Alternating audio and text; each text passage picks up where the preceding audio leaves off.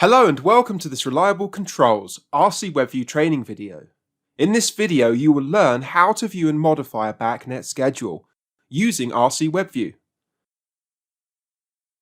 Schedules are used to tell the controller times of operation and are typically set with on-off times as a weekly schedule.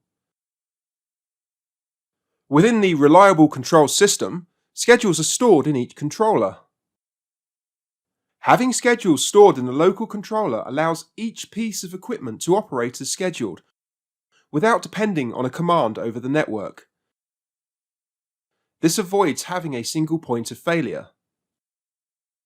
You can view the schedules either through a link in a system group or through a link in the navigation tree or navigation group.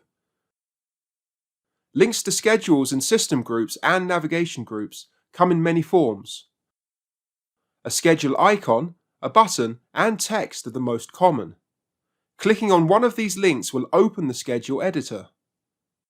Depending on your user privileges, the navigation tree on the left may also contain a link to a schedule. The schedule will open displaying the default weekly schedule. The days of the week are listed across the top and the times are listed down the left-hand side. In binary schedules, the active times are shown in red and the inactive times are shown in green. The special events calendar is on the right-hand side of the screen. We'll talk about the special events calendar in a different video. The most common type of BACnet schedule is a binary schedule. This commands between two states, for example, on-off or unoccupied and occupied. There are two other types of schedules, analog and multi-state. Analog schedules can have set points included in the schedule. They can be used with a Mark Pro View controller to provide a user experience similar to adjusting times and temperatures with a standard room thermostat.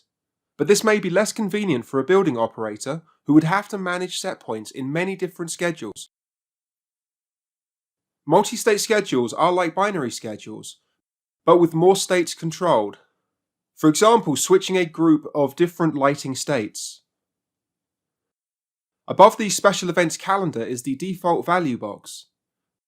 The default value sets the value that the schedule will have when no weekly events or special events are scheduled. It is typically set to off or unoccupied, so the schedule will default to having a value of off. For some applications, it may make scheduling easier to set the default value to on or occupied. For example, if the schedule is going to be used for parking lot lighting, it would be easier to have the lights default to on and schedule times of the day they should be off. You can also set the default value to relinquish, which means the schedule will have no value unless there is an event scheduled. This is not commonly used, but can be handy when you want to schedule a value that will be commanded by a different mechanism outside of scheduled hours. By clicking on the time column, you will be able to select different increments for the time to be displayed. The increments can be as small as 5 minutes or as large as 60 minutes. Typically, displaying the time in 30-minute increments is best. It allows for easy viewing of the whole day. You can change on times by clicking and dragging either the top or the bottom of the box to either add or remove hours. The selected on hours can be moved within the day to adjust the start and end times without changing the duration. This is done by clicking and dragging the scheduled time. You can edit the on hours by clicking anywhere on the schedule. A box will appear giving you the edit option. By selecting edit, the Edit Weekly Event dialog box will open. Here you can make changes to the start and finish times by clicking on the time and making the required changes. The time is displayed in the format hours, minutes and seconds. By clicking on the value, you can select either on, off or schedule default. When setting up schedules, we typically suggest scheduling the event to on at the beginning of the event and set it to default at the end of the event.